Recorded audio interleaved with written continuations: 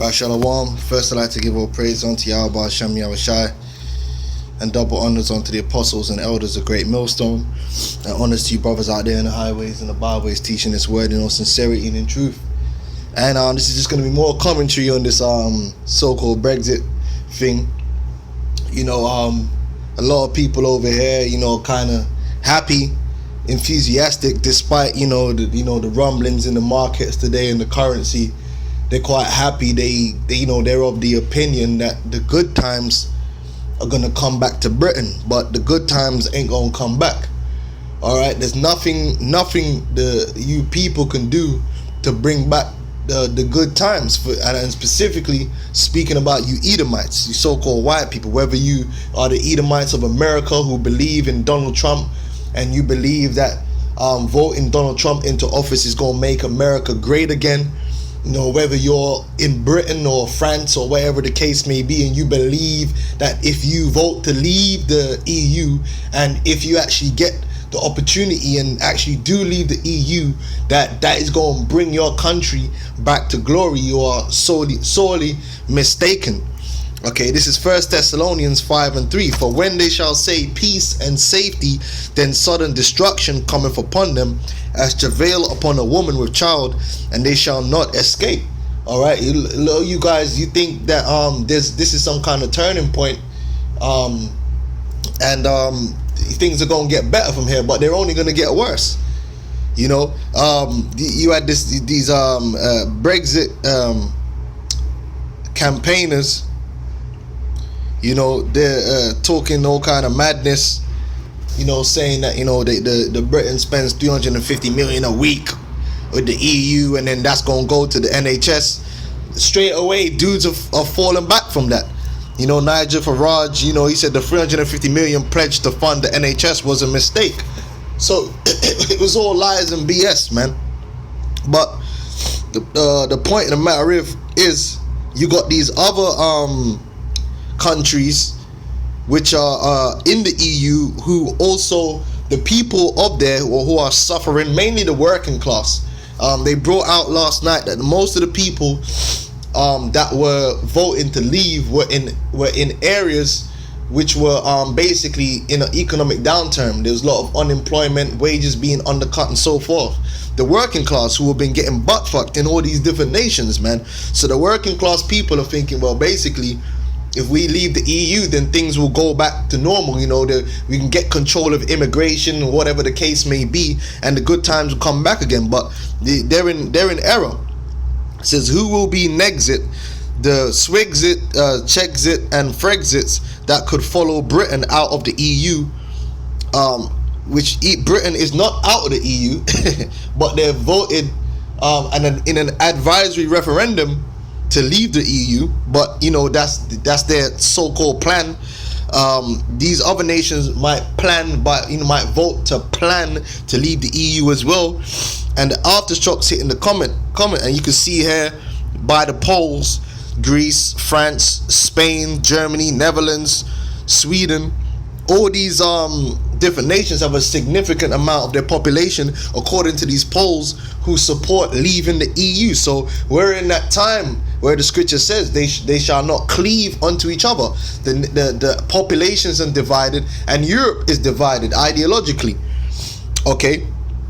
It says Eurosceptic parties across continent would now demand their own outpoll, which, as these things come to pass, is going to cause more volatility and so forth. Voters in Sweden and Denmark are anti-EU and may demand a referendum. Czech Prime Minister has already warned Brexit could trigger a Chexit. Far right in France, which is your nationalists, will capitalize on the Brexit to make gains in the 2017 elections, which we don't even know if we're going to get to 2017. Extremist, you see the terminology here. Remember I told you these nationalists are going to be blamed, and if you're a nationalist, you are going to be deemed an extremist, man. You're going to be deemed a terrorist, because they're setting it up, man, for this thing to all go down in its due time. And don't forget, meanwhile, on the Eastern Front, NATO is preparing for war with Russia, and Russia is preparing for war with NATO. That has not stopped. Okay, that hasn't stopped because there's some kind of referendum. Okay, All right, everything is still moving forward, man. You know what I'm saying? Like, extremist politicians in Netherlands say Dutch should have their say. All right. This is another article I wanted to bring out real quick.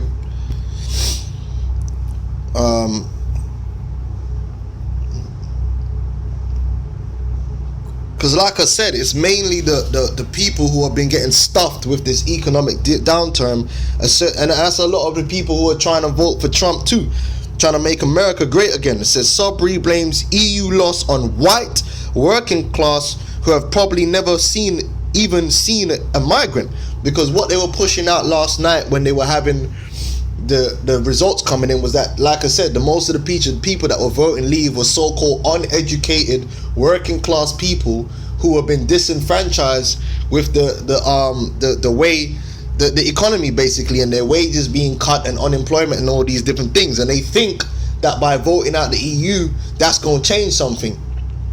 All right. What else I was going to mention as well? It's just come out of my head.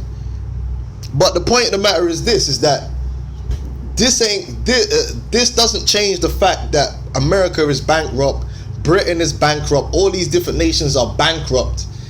It doesn't change the fact that there's a 1.4 quadrillion derivatives bubble worldwide, which they're all tied into. See, the impending doom has not changed. Doom is still impending, okay? And I want to get a scripture to back that up. All right, nothing's changed, man. We're just stepping forward closer and closer to that time. Let's get Ezekiel 7:5. All right. All right. World War III is still in the works. Okay, Russia and America haven't all of a sudden now decided to be at peace because the majority of people in Britain want to leave the EU. Okay. This is Ezekiel 7:5. It says, "An end is come." See, we're at the end of the end, the last days of the last days. And in these times, it's only downhill for you Edomites, man. All right, it's only downhill. All right, you ain't gonna do nothing and return yourself back to prior glory, to return the middle class back to its prior glory, or whatever the case may be. Okay, America it's impossible to make America great again. It's impossible to make Britain great again and sovereign. First of all, Britain was ultimately never sovereign, because the Bank of England is a privately owned bank by the Rothschilds and other elite banking families whose agenda it is to have a new world order.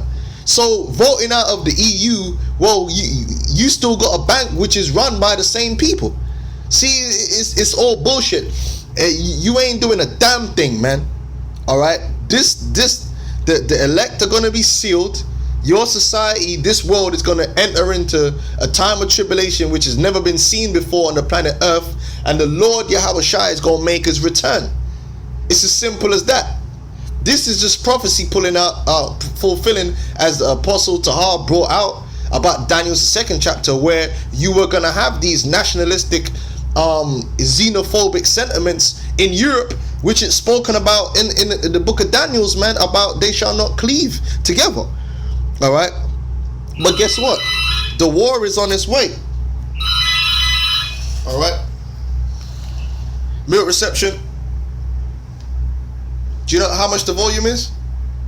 28. All right, cheers. All right, what? Okay, let me get this precept out. It says, "An end is come, the end is come. It watcheth for thee. Behold, it is come. The morning is come unto thee. O thou that dwellest in the land, the time is come. The day of trouble is near." See, a lot of these people are fucking happy, thinking it's a fucking joke, man. The day of trouble is near, and not the sounding again of the mountains. Now will I surely pour out my fury upon thee. Now this applied to Israel before, but now it applies to you Edomites.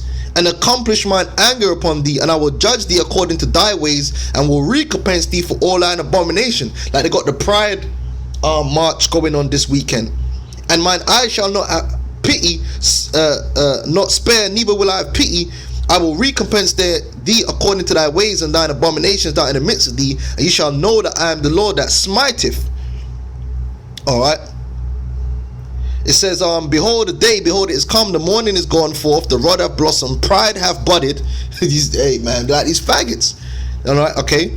Violence is risen up into the rod of wickedness, none of them shall remain, nor of their multitude, nor of any of theirs, neither shall there be wailing for them. The time is come, the day draweth near, let not the buyer rejoice, nor the seller mourn, for wrath is upon all the multitude. Alright. And you can read the rest of this. Well, man, to hell with it. I'm gonna read it up. For the seller shall not return to that which is sold, although they were yet alive. For the vision is touching the whole multitude thereof, which shall not return. Neither shall any strengthen himself in the iniquity of his life. They have blown the trumpet, even to make all ready, but none goeth to the battle. For my wrath is upon the multitude. The sword is without, because World War III and martial law is about to be declared in due time. And pestilence, biological weaponries, and so forth, diseases, and the famine within. He that is in the field shall die with the sword, and he that is in the city, famine and pestilence shall devour him. Alright. Yeah, so that's the point on that I wanted to bring out, man. That this Brexit thing, they really think it's gonna make Britain they're in the process of making Britain great again, not knowing that the dark clouds, man, are gonna continue to descend upon this man's society, man, and the rest of Europe. So keep doing what you're doing, man. You playing right into the hands of Yahweh Ba'asham, Yahweh Shai, man. You peons and you elite. Alright? So with that, I'm gonna say shalom.